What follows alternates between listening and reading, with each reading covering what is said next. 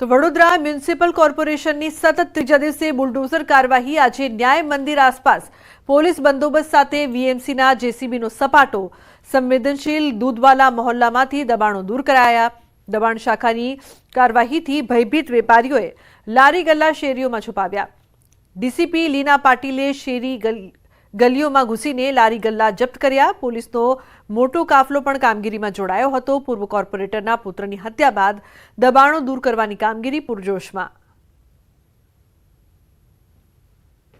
જ્યારે પણ આવી રીતના કોર્પોરેશનની ટીમ દ્વારા પોલીસ બંદોબસ્ત સાથે દબાણની કામગીરી કરવામાં આવતી હોય ત્યારે રોડ પરના દબાણો હટાવી દેવામાં આવતા હોય છે, પરંતુ આ પ્રકારના જે તત્વો હોય છે એના દ્વારા એમની જે રાત્રે ચાલતી લારીઓ હોય છે એ છુપાવી દેવામાં આવે છે એમના ઘર। પણ આજે તમામ અંદરથી પણ જે પણ રાતના ટાઈમે અડચણરૂપ થાય છે એ તમામ પ્રકારની લારીઓ જે અનધિકૃત રીતે ચાલે છે એને કોર્પોરેશનની ટીમ દ્વારા જમા લેવામાં આવી રહી છે અને ખૂબ જ ઇફેક્ટિવ રીતના કામગીરી થાય એનું અત્યારે ધ્યાન રાખવામાં આવી રહ્યું છે। સતત ત્રીજા દિવસે વડોદરા મહાનગરપાલિકા દ્વારા જે દબાણો હટાવવાની કામગીરી જે છે તે કરવામાં આવી રહી છે। આ દ્રશ્યો તમે જોઈ રહ્યા છો। આજની વાત કરીએ તો આજે 4 દરવાજા વિસ્તારની આસપાસના જેટલા પણ સંવેદનશીલ એરિયા છે ત્યાં જે વડોદરા મહાનગરપાલિકાની દબાણ શાખાની ટીમ છે તે ત્રાટકી છે અને જે દબાણો છે તે દૂર કરવામાં આવી રહ્યા છે। ઉલ્લેખનીય બાબત છે કે છેલ્લા 2 દિવસથી વડોદરા શહેરમાં દબાણો હટાવવાની કામગીરી ચાલી રહી છે, ત્યારે જે દબાણકર્તાઓ છે એટલે કે લારી ધારકો છે તેમના દ્વારા દબાણ શાખાની ટીમથી પોતાની લારી બચાવવા માટે જે ગલી કૂચી હોય છે ત્યાં છુપાવી દેવામાં આવી હતી, પરંતુ જે ડીસીપી કક્ષાના અધિકારી છે તેમની નિગરાની હેઠળ આખી કાર્યવાહી કરવામાં આવી રહી છે। સંવેદનશીલ વિસ્તારની તમામ જે ગલીઓ છે એ ગલીઓમાં ચેકિંગ કરવામાં આવી રહ્યું છે અને ગલીઓમાં જો લારી ગલ્લા છુપાયેલા હોય તો તે લારી ગલ્લા જે છે તે બહાર કાઢવામાં આવી રહ્યા છે અને વડોદરા મહાનગરપાલિકા દ્વારા આ જે તમામ દબાણો છે તે જપ્ત જે છે તે કરવામાં આવી રહ્યા છે। ઉલ્લેખનીય બાબત છે કે ગઈકાલે જે કુંભારવાડા પોલીસ છે તેમના દ્વારા જે દબાણ શાખાની ટીમ છે તેમને અડધો પોણો કલાક સુધી રાહ જોડવામાં આવી હતી। સંકલનનો અભાવ જે છે તે જોવા મળ્યો હતો, ત્યારે આજે ડીસીપી કક્ષાના અધિકારી જે છે તેમને સમગ્ર મોરચો જે છે તે સંભાળ્યો છે અને ત્યારબાદ આખી જે કામગીરી જે છે તે કરવામાં આવી રહી છે। એટલે વડોદરા મહાનગરપાલિકા દ્વારા આ જ રીતે તમામ જે વિસ્તારો છે ત્યાં દબાણ હટાવવાની કામગીરી જે છે તે કરવામાં આવી રહી છે અને જે દબાણકર્તાઓ છે તેમની અંદર પાલિકાની કાર્યવાહીને લઈને ફફડાટ જોવા મળી રહ્યો છે। હાર્દિક દીક્ષિત, ન્યૂઝ 18 ગુજરાતી, વડોદરા। સમાચારનો પ્રવાહ યથાવત રહેશે। હાલ રોકાઈશું એક બ્રેક માટે। આપ જોતા રહો ન્યૂઝ 18 ગુજરાતી।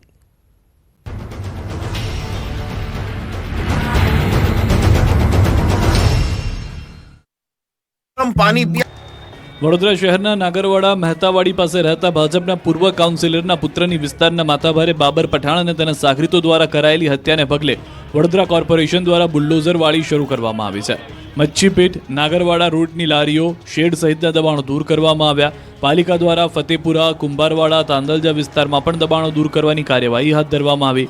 ચુસ્ત પોલીસ બંદોબસ્ત હેઠળ હાથ ધરાયેલ આ કાર્યવાહી સામે સ્થાનિક લોકોના ટોળે ઉમટી પડ્યા। ખાણીપીણીની લારીઓ, ઓટલા, કાચા પાકા શેડ સહિતના ગેરકાયદેસર દબાણો દૂર કરવામાં આવ્યા। દબાણો દૂર કરવા સામે વેપારીઓએ વિરોધ પણ નોંધાવ્યો, પરંતુ પાલિકા દ્વારા કોઈની શરમ રાખ્યા વિના અને વિરોધની પરવા કર્યા વગર દબાણો દૂર કરવાની કડક કાર્યવાહી કરવામાં આવી। સ્થાનિક લોકોએ પાલિકાની આ કામગીરી સામે રોષ વ્યક્ત કર્યો, પરંતુ પોલીસ બંદોબસ્ત હોવાને કારણે ટોળે વળેલા લોકો કશું કરી ન શક્યા। પાલિકા દ્વારા 15 જેટલી લારીઓ અને 15 જેટલા કાચા પાકા શેડ તેમજ ઓટલાના દબાણો દૂર કરાયા। દબાણો દૂર કરવાની કાર્યવાહી શરૂ કરવામાં આવતા ચકચાર મચી ગઈ હતી। સુરત પાલિકાના લીંબાયત ઝોનમાં મારુતિનગરથી મદીના મસ્જિદ રોડ 18 મીટરનો છે, પરંતુ તેના પર દબાણ હોવાને કારણે આ રોડ સાંકડો થઈ રહ્યો છે। લાંબા સમયથી ફરિયાદ હતી, પરંતુ તેના પરથી દબાણ દૂર કરવાની કામગીરી થતી ન હતી, પણ અંતે પોલીસને સાથે રાખી પાલિકા બુલડોઝરવાળી કરી હતી। આ વિસ્તારમાં માથાભારે તત્વો દબાણ કરતા હોવાથી પાલિકાએ પોલીસ બંદોબસ્ત સાથે રાખીને દબાણ દૂર કરવાની કામગીરી હાથ ધરી હતી। લીંબાયત ઝોનમાં ટીપી સ્કીમ નંબર 38માં મારુતિનગર ચોકથી લીંબાયત મદીના મસ્જિદ સુધીનો રોડ પર પાલિકાએ બુલડોઝર સાથે દબાણ દૂર કર્યા હતા।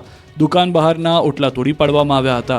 પાલિકાએ દબાણ દૂર કરવાની કામગીરી શરૂ કરતા કેટલાક માથાભારે તત્વોએ હોબાળો મચાવ્યો હતો। જોકે પોલીસ અને પાલિકાના સિક્યુરિટી ગાર્ડ હોવાથી આ વિરોધ વચ્ચે પાલિકાએ દબાણ હટાવવાની કામગીરી કરી હતી।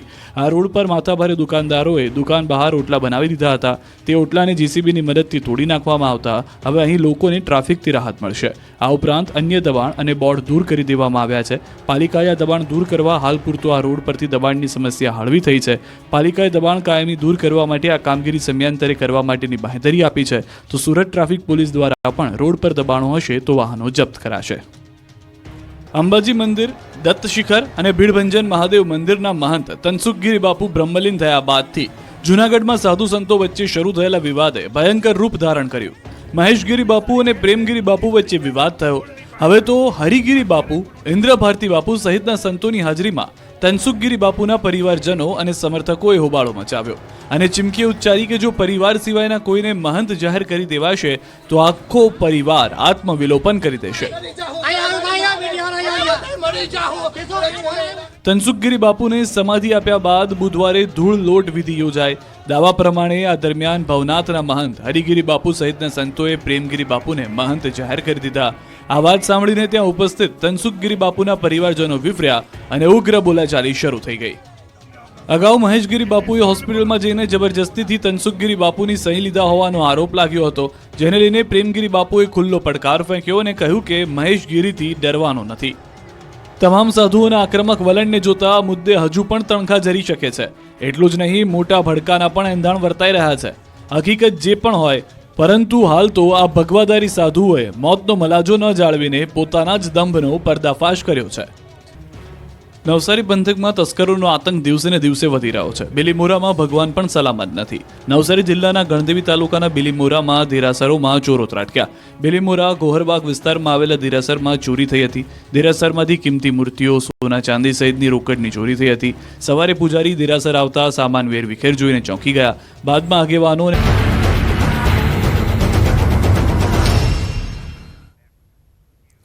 Welcome back. સમાચારમાં આગળ વાત કરીએ તો સુરતમાં નકલી હોસ્પિટલ બાદ હવે નકલી મેડિકલ ઇન્સ્ટિટ્યૂટનો પર્દાફાશ થયો છે. પૂર્ણા પાટિયા વિસ્તારમાં આવેલા સીતાડેલ કમર્શિયલ શોપિંગ કોમ્પ્લેક્સની દુકાનની અંદર આખી મેડિકલ ઇન્સ્ટિટ્યૂટ ચાલી રહી હતી. 10x20ની દુકાનની અંદર ક્લાસરૂમ બનાવી દેવાયો હતો અને જીવનદીપ મેડિકલ ઇન્સ્ટિટ્યૂટના નામથી નર્સિંગ સહિતના 5 કોર્સો ચલાવવામાં આવી રહ્યા હતા. તેમાં ભણતા વિદ્યાર્થીઓ પાસે જીવનદીપ મેડિકલ ઇન્સ્ટિટ્યૂટના સંચાલક મસ મોટી ફી પણ વસૂલતા હતા. આ ઇન્સ્ટિટ્યૂટ દુકાનની અંદર છેલ્લા 4 થી 5 વર્ષથી ચાલી રહી છે. કેટલાક વિદ્યાર્થીઓ દ્વારા છેલ્લા 2-3 દિવસથી એવી ફરિયાદો હતી કે અહીં બસ મોટી ફી લઈને ખોટી રીતે મેડિકલ ઇન્સ્ટિટ્યૂટ ચલાવાઈ રહી છે અને પરીક્ષા આપવા બેંગ્લોર મોકલાઈ રહ્યા છે, જેથી તપાસ બાદ આ ઇન્સ્ટિટ્યૂટ ખોટી રીતે ચાલતી હોવાનું સામે આવ્યું. જીવનદીપ મેડિકલ ઇન્સ્ટિટ્યૂટ નામનું કોઈ પણ ઇન્સ્ટિટ્યૂટ નર્સિંગ કાઉન્સિલમાં નોંધાયેલ નથી, જેથી ગુજરાતમાં આવી મેડિકલ ઇન્સ્ટિટ્યૂટ સામે કડક કાર્યવાહી કરવામાં આવે તેવી માંગ કરવામાં આવી છે. જીવનદીપ મેડિકલ ઇન્સ્ટિટ્યૂટ નામની કોઈ સંસ્થા સુરતના પૂના પાટિયા ખાતે શોપિંગ સેન્ટરમાં કાર્યરત છે. આ ગુજરાત નર્સિંગ કાઉન્સિલનું પ્રમાણિત ઇન્સ્ટિટ્યૂટ નથી. આ બોગસ ઇન્સ્ટિટ્યૂટ છે, જેમાં જીએનએમ અને બીએસસીની પરવાનગી આપવામાં આવી. આ ઉપરાંત બીજા પણ કોર્સ છે, ડીએમએલટી ને બધા. આ બોગસ ઇન્સ્ટિટ્યૂટ છે, કોઈ કાઉન્સિલ સાથે જોડાયેલી નથી. આ લોકો સંસ્થા ચલાવી રહ્યા હતા. તો અંદર અમે ગયા તો એમના ઓનર તો હતા નહીં, પણ એક મેડમ ઇન્ચાર્જ હતા. તો એમની સાથે અમે વાત કરી તો એમણે કીધું કે અહીંયા જે જીએનએમ, ડીએમએલટી, એક્સરે ટેકનિશિયન એવા 3-4-5 કોર્સ કરાવવામાં આવી રહ્યા છે. તો એને લઈને અમે એમને પૂછ્યું કે તમે અહીંયા જીએનએમની પરમિશન કઈ રીતના, કયા આધારે તમે અહીંયા કોર્સ કરાવો છો? તો એમને કીધું અમે ખાલી અહીંયા કોચિંગ કરાવીએ છીએ, વિદ્યાર્થીઓ એક્ઝામ આપવા બેંગ્લોર જતા હોય છે.